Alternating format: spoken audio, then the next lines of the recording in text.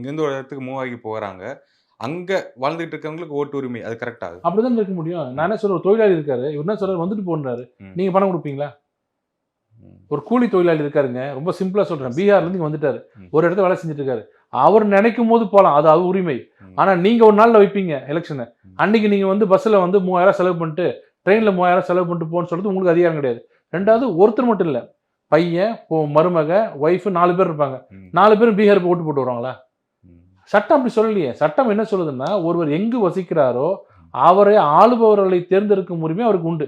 ஸ்டேட்டா இருந்தாலும், சென்ட்ரலா இருந்தாலும்.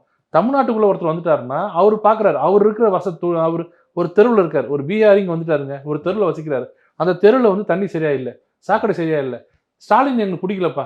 எனக்கு எடப்பாடி வரணும் அப்படின்னு நினைக்கலாம்ல. அவர் இங்க இருந்துகிட்டு தேஜஸ்வி யாதவ் தான் பார்க்கணுமா அவரு? பீகார்காரர் இங்க வந்து உட்காந்துட்டு எப்படியாவது பீகார் யாரு நல்லா முன்னேத்துவாங்க அப்படின்னு பார்ப்பாரு. அவர் எங்க வசிக்கிறாரோ அந்த இடத்துல யார் நல்லவங்களோ அவங்கள தேர்ந்தெடுக்கும் உரிமை தானே அரசு அமைப்பு சட்டம் கொடுத்துருக்கு. இவர் வந்து 6 லட்சம் பேர் இங்க சேர்க்காதீங்க, 65 லட்சம் அங்க சேர்க்காதீங்கிறாரு. இன்னைக்கு தேர்தல் கமிஷன் கிளியரா சொல்லியிருக்கு. we have never started. இன்னும் ஆரம்பிக்கவே இல்ல. அதுக்குள்ள ஏன் பதட்டப்படுறீங்க? 6 லட்சம் பேர் சேர்க்கவும் இல்ல, வரவும் இல்ல. என்ன கோவம்னா, எங்க அந்த பீகார்ல இருந்து இவங்களுக்கு கோவம் அது இல்ல. நல்லா பார்த்துக்கிட்டீங்கன்னா, அந்த 6 லட்சம் பேர் இங்க வந்தாங்கன்னா, அவங்க ஆட்டோமேட்டிக்கா மோடி தான் விரும்புவாங்க. அது இன்டைரக்ட்டா வந்து காங்கிரஸ் தன்னைத்தானே சொல்லிக்குது.